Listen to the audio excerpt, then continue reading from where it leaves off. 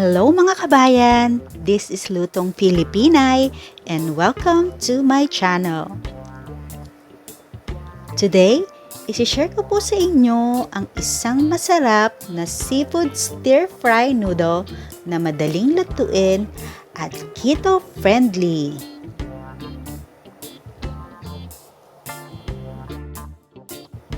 Let's start cooking!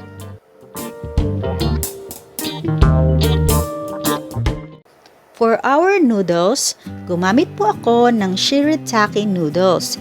Hinugasan ko lang po ito sa tubig na may vinegar to remove yung medyo ocean scent nito, then rinse and drain. Next is, ipapan fry lamang po natin ito with a little oil until ma-remove ang extra water from noodles.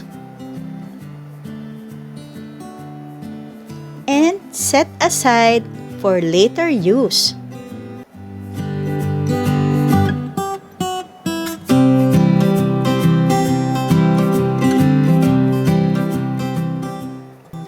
For this recipe, gumamit po ako ng frozen mixed seafoods.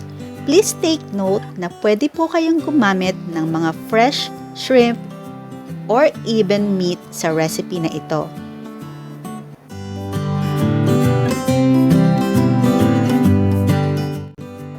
Dahil frozen po siya, hayaan lang po natin lumabas ang excess water nito bago po natin igisa. Then, mag-a-add na po tayo ng ating oil.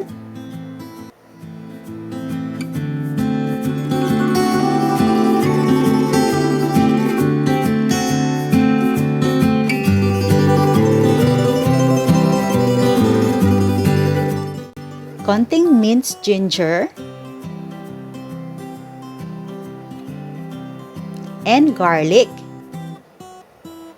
Igigisa lamang po natin ito until ito po ay bumango.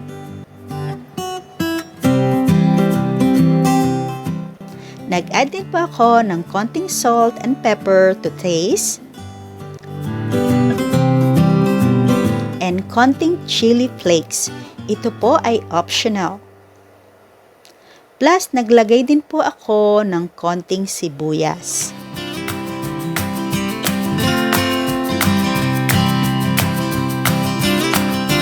Next is, in-add ko na po ang around 2 cups ng ating patola.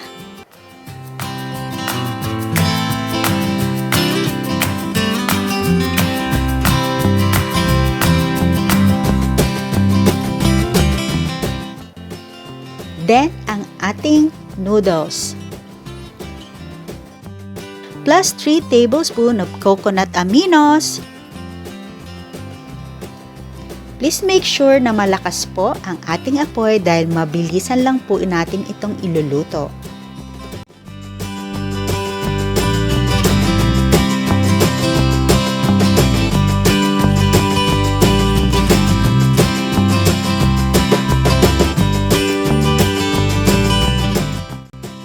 And lastly, ang ating pechay.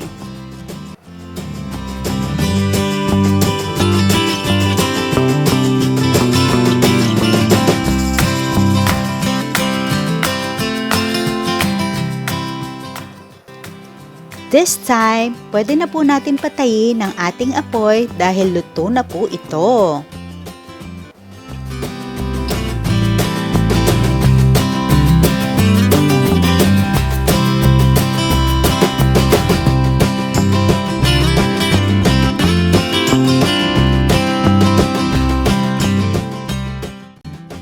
This recipe is good for 2 servings. Also, you can enjoy this meal with keto homemade iced tea. Soon, I will share the recipe din po. Kainan na!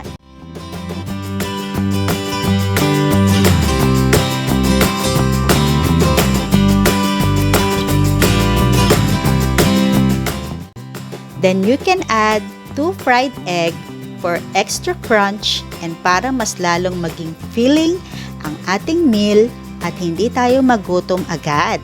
If you like this recipe, Please subscribe for more yummy keto meal ideas. Thanks for watching!